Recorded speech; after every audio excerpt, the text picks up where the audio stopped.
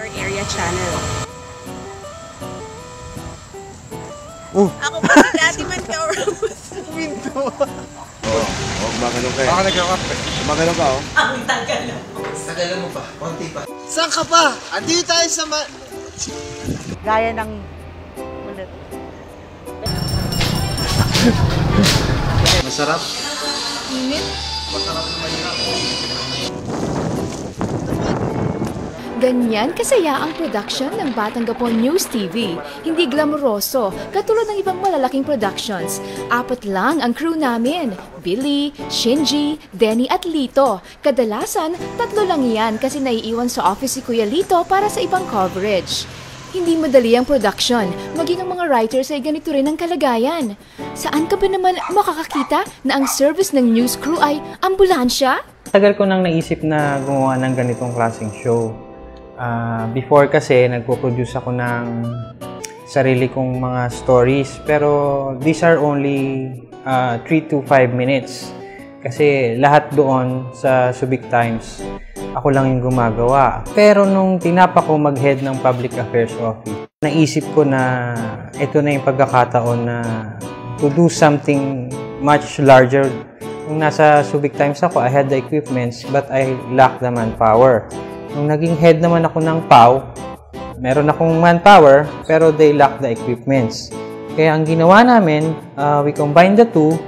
Subic Times owns most of the equipments being used for this weekly newscast.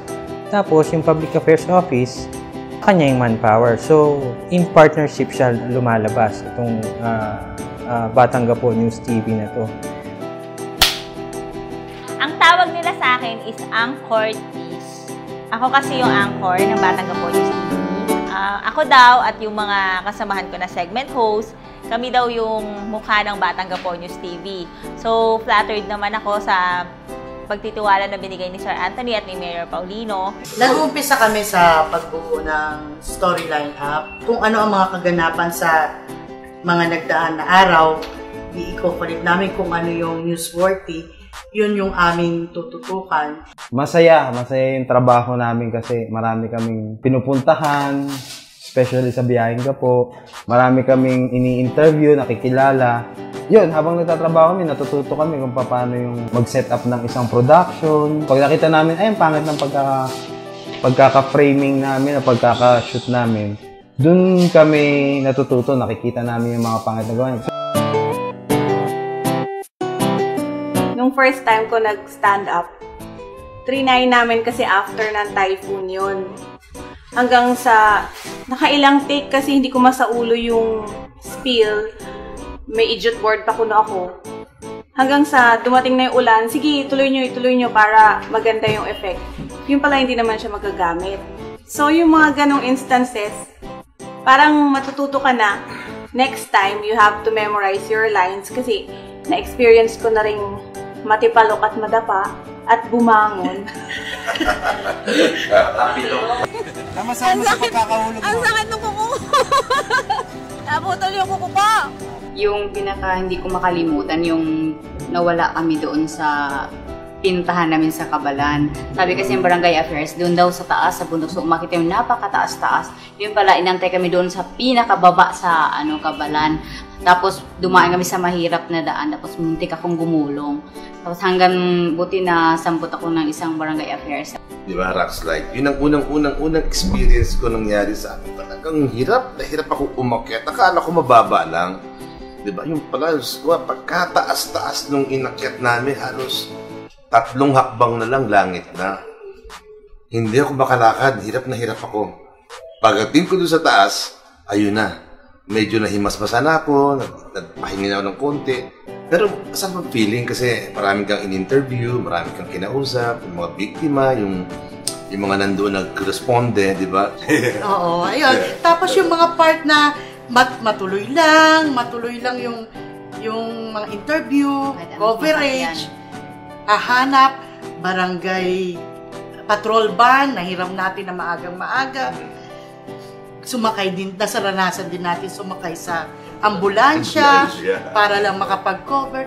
Yung ganon. Pero, ang masarap doon, nagagawa natin kung ano yung i-assign sa ating mga trabaho at na ilalabas naman natin na maganda. Matapos makakalap ng balita, dito na papasok ang crew ng mga videographers, directors at editor. Sila naman ang bida. Siyempre, it's a challenge kasi weekly news. Tapos, siyempre, pare-pareho kami ng ginagawang trabaho. Parang gusto namin maipakita yung best namin sa ginagawa naming field. Minsan, kahit delikado yung shot or complicated, ginagawa pa rin namin just to provide a good clip. Ang makain. Shinji Abe po para sa Balita News. Ano yan? Batang Gapo News TV. Oo nga eh. Ano yung complicated? Pwede dangerous na lang. Parang kamali akong term. Dangerous. Yung mga dangerous na shots. Nahihirapan ako halos sa lahat sa lahat ng tao. Sa lahat ng parte ng News TV, nahihirapan ako. Unang-una sa anchor. Isa sa mga mahihirapan kayo kasi kapag sa shoot eh. Kailangan meron kayong earplug kapag sa shoot kasi sobrang nakakapunit talaga ng eardrums yung boses niya. Ano ba? Sandali na eh! Sa ulo nga yan! Di ba ka? Leon Guerrero. Nakakapagod si Seth! Leptosporo. Leptosporo. Pwede bang iba sakit yan? Lagnat na lang. Lagnat outbreak. Kapag may shoot ng gabi kasi, minsan naabot tayo ng kung anong oras, alas 11, ganyan. Minsan pag uwi ko sa bahay, naaway ako ni misis ko eh. Pero minsan di pa naman tayo umabot ng mga ganong oras. Saan mo kinukuha yung ganyang deadline? Ayun ko yung experience ko sa pagpunta namin sa Malacanang. Tapos yung mga kasabayan kong cameraman, ang camera nila malalaki. Ako naman, ang camera ko napakaliit, yung HD. Ito pa nga ngayon, hanggang ngayon nabubuhay pa. Pero kung minsan nagluloko na to, dapat mapalitan na rin.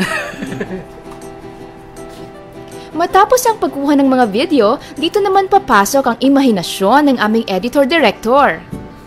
Nahihirapan ka ba? Dito sa News TV mo? Wala siyang kahirap-hirap actually.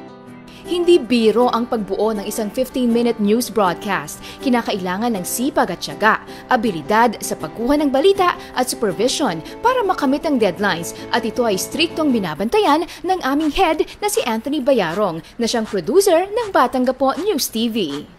Ang utak talaga ng Batang Gapo News TV is si Sir Anthony Bayarong. Hindi mo siya makikita sa harap ng camera, madalas yan sa likod. At nako, Diyos ko, umaga pa lang yan, nakaabang na yan sa pag-day ng shoot, Wednesday, umaga pa lang yan, nakaabang na yan kung ano suot ko. Medyo stricto siya pagdating sa buhok, ayaw niya yung nakataas kasi mukhang manok na, may pugad ng manok. Sa boss natin, wala akong masabi dyan. Talagang binigyan akong bag niyan eh. Kaya talagang napakabait niyan, wala akong masabi. Alam mo, isa sa mga idol ko yan, si Sir Anthony. Idol ko pagdating sa pamilya. Wala eh, ito talaga yung binigay na trabaho eh, ayaw mo, wala ka namang magawa. Isang driver ka, cameraman, mekaniko ka pa. Ay, mapapanood ba ni Sir to? Hindi, wala okay. So, syempre, natutuwa ako dahil medyo maganda na yung response sa amin ngayon sa weekly newscast namin. Dahil bukod sa napapanood ito locally sa Olongapo, napapanood din to through internet. So now, dahil sa internet, maganda yung nagiging reception, nalalaman nila kung ano yung nangyayari rito. In-line din sa program ni Mayor na Transparency and Good Governance. Yun yung isa sa mga magandang nagawa nitong Batang Gapo News TV. Maliban sa weekly newscast, 2 special segments din ang ginagawa ng Batang Gapo News TV, ang Biyaheng Gapo at ang Olongapeñong may kwentong kakaiba at kahanga-hanga na ako naman ang host. Ayun, sa Biyaheng Gapo dapat ako talaga yung mag-host. Doon sa pwesto ni David Bayarong ngayon. Guys, dito tayo ngayon sa Barrio Barreto para sa International Coastal Cleanup. So guys, samahan natin sila. Ewan ko, sabi nila mas gwapo daw si Dave, hindi naman ako naniniwala. Kasi sabi ng nanay ko, gwapo naman ako, sabi ng anak ko. We were planning kasi dalawa yung anchor, isang boy, saka isang girl. Dahil sa sobrang liit, wala kaming studio. Actually, yung pinaggagamitan natin ngayon is only parang reception area nung office ng PAO. Sabi ng director namin, sabi ni Billy, hindi kasya yung dalawa. So, ang nangyari is, kailangan isa lang yung anchor. Kaya si Denny dapat talaga yung biyaheng gapo eh. Ay, nakakasama ang loob. Hindi, masama loob sa'yo. Unang-una, bago tayo makapag-feature, kailangan natin makipag-usap, syempre, sa mga subjects. Kung minsan, kailangan, may mga subjects na kahit na pwede sila doon, pwede silang i-feature nahihiya sila. Parang nasabihin nila, hindi ako sanay sa ganyan, ayoko ng ganyan, ayoko may camera. Parang kailangan ko pang mandigo kung minsan merong aayaw, pero sa bandang huli naman napapayag pa din naman. Nag-conceptualize kami ng travel, na may konting food. Tapos doon namin nabuo yung biyaheng gapo. Kaya simula nung umpisa, yung episode 1, nakita natin nandun na yung Sam's Pizza. Medyo isa yun sa pinakamabilis na ginawa namin dahil talagang, I think mga 2 days before na nilabas yung Batang Gapo News TV, doon lang namin ginawa doon lang kami nag-shoot, doon lang namin ginawa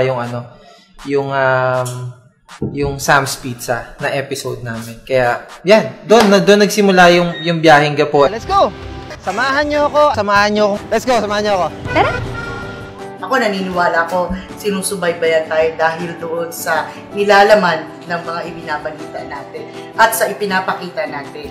Not necessarily sexy ka, maganda ka. Basta may drive at maganda, may essence ang iyong ibinabalita. Palagay ko, kaya inaani natin yung mga papuri ngayon at pilit ginagaya ay dahil doon sa magaling na pagdidirect, ang maganda ang nilalaman ng ating pagbabalita. Hindi naman, sa atin naman kasi, hindi ko mo kinotes ka o pinagsabihan gano'n, nakala mo napakaano mo naman, wala ka kwenta-kwenta, hindi. Kaya mo sinasabi yung gano'n, kaya ka tinuturuan dahil para at motivation least, motivation lang talaga sa akin din yun basta gano'n Para gusto ko yung, yung matatanggap niyang karangalan, kasama lahat tayo, team effort Diba? Para sa lahat.